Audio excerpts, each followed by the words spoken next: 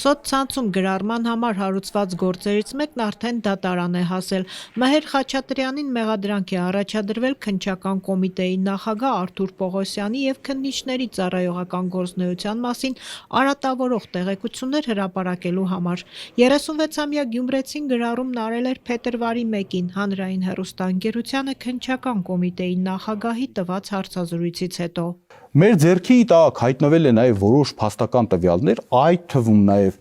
Միքայել Աճապահյանի կողմից վարված օրագիրը, որտեղ որ ինքը յուրաքանչյուր օր արտացոլել է իր օրվա կատարված գործողությունները։ Սկսած 2022 թվականներից, այս տվյալով եւ վերջացրած այս վերջի ժամանակահատվածում։ Այնտեղ ուղիղ կապը Վազգեն Գալստանյանի հետ, թե ով պետք է գլխավորի շարժումը սկզբնական։ Խաչատրյանը գրառման մեջ Քննչական կոմիտեի նախագահին անվանել է անսկզբունքային ծաղրածու, որը մեջբերեմ ապացուցեց, որ ծառայում է ոչ թե օրենքին ու ժողովրդին, այլ մոլագար նեռիքը մահաճույքներին։ Այդ հարցազրույցի ժամանակ ես տպավորություն ստացա, իմ մոտ կարծիք ձևավորվեց, որ կոնկրետ այդ նախագահը ինքը արտարադատության ծառան չի, այլ ինքը կամակատար է ինչ-որ ցանկությունների, դա գլոբալիստական կլինի, թե չգիտեմ, վարչապետի մակարդակով կլինի, թե ում ցանկությունն է, բայց համենայն դեպս արտարադատություն ես այդտեղ չեմ տեսել։ Ու նշել եմ, կարող է եւ իրավաբանորեն իր օգտագործած տերմինները ճիշտ է, բայց ընդհանուր առմամբ իր խոսույթը դա քարոզչություն էր։ Գյումրեցի տղամարդը գրառման մեջ նաև պնդել էր, թե իրավապահ մարմինը փորձում է խոչընդոտել եպիսկոպոսած ժողովը։ Այդ օրերին Ավստրիայում նախատեսված եպիսկոպոսած ժողովն իսկապես տապալվեց, քանի որ դրանից մի քանի օր առաջ իրավապահները քրեական գործեր հարուցեցին կաթողիկոսի ու եւս 6 բարձրաստիճան հոգեվորականների դեմ։ Նրանց արգելվեց դուրս գալ երկրից։ Մհեր Խաչատրյանը հայ առաքելական եկեղեցու հետևորդ է եւ աջակցում է իշխանության յուրացման կոչի համար մեղադրվող Շիրակի թեմի առաջնորդին։ Անցած տարի, երբ իրավապահները ձերբակալությունից առաջ խուզարկում էին Միքայել arczepiskopos-ի Գյումրիի կեցավայրը, Խաչատրյանին բերման ենթարկեցին, հետո ազատ արձակեցին։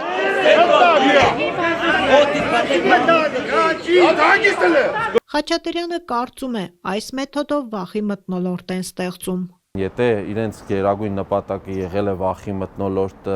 ստեղծելը մարդկանց փորձել ճնշելու եղանակով սահմանափակել խոսքը կամ ազատությունը, ես կարող եմ մեջբերել Միքայել Սրբազանի խոսքը, որ վախից այն կողմ ազատությունն է։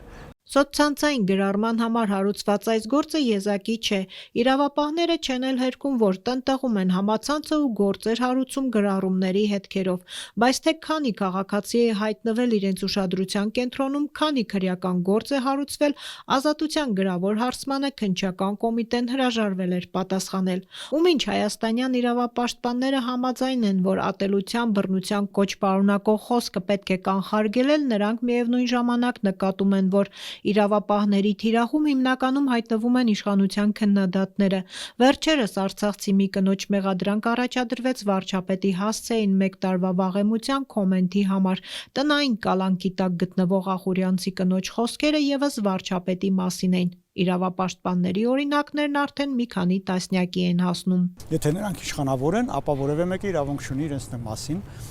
որևէ վատ բան ասելու։ Եթե ասում են, ապա իմ ոստիկանությունը ոչ թե